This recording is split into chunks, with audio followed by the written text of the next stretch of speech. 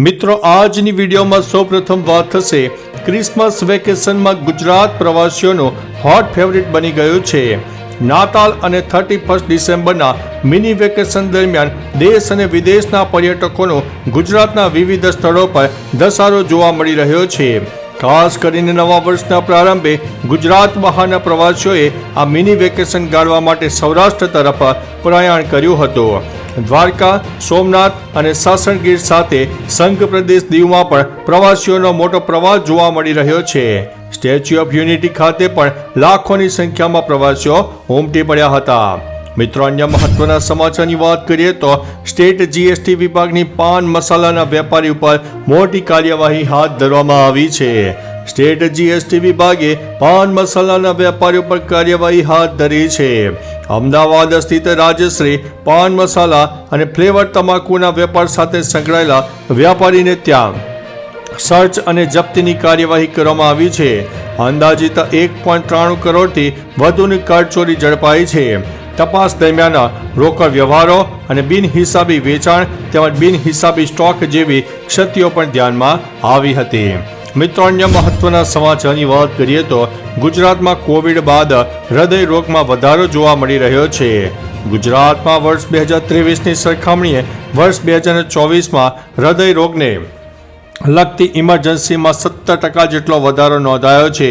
વર્ષ 2023માં હૃદય રોગ સંબંધિત ઇમરજન્સીના 71,561 કોલ્સ 108 ઇમરજન્સી એમ્બ્યુલન્સ સર્વિસને મળ્યા હતા।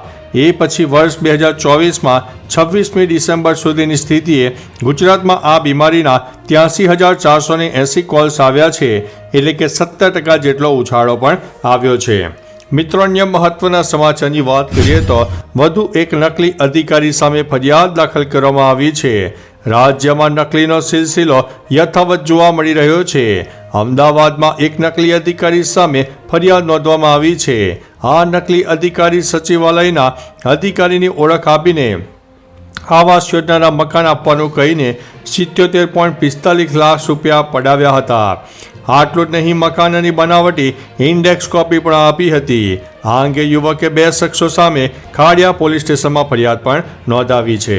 મિત્રો, અન્ય મહત્વના સમાચારની વાત કરીએ તો રાજ્યભરમાં ઠંડીનો માહોલ જોરદાર જામ્યો છે। હવે હવામાન વિભાગે આગાહી વ્યક્ત કરી છે કે રાજ્યમાં ફરીથી ઠંડીનો ચમકારો જોવા મળશે।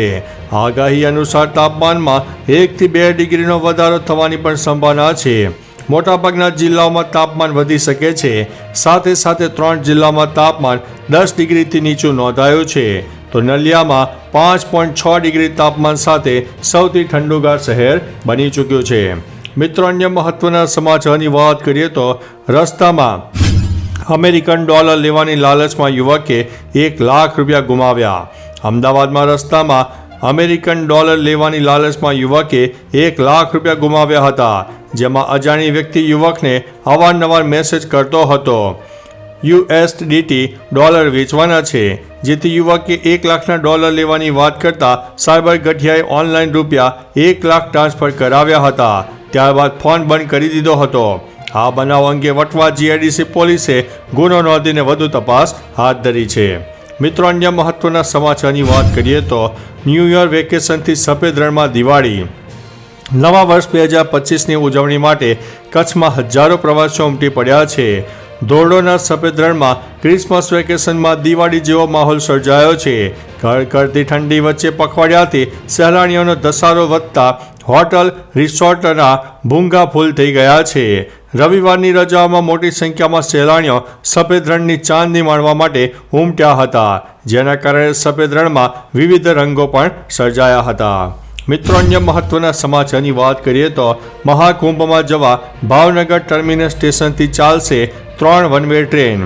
પશ્ચિમ રેલવે દ્વારા મહાકુંભ મેળા 2025 દરમિયાન મુસાફરોની સુવિધા માટે અને મુસાફરોના વધારાના ધસારાને સમાવવા માટે ભાવનગર ટર્મિનસ અને પ્રયાગરાજ સ્ટેશનો વચ્ચે સ્પેશિયલ ભાડા ઉપર 3 વન વે સ્પેશિયલ ટ્રેનો ચલાવવામાં આવશે।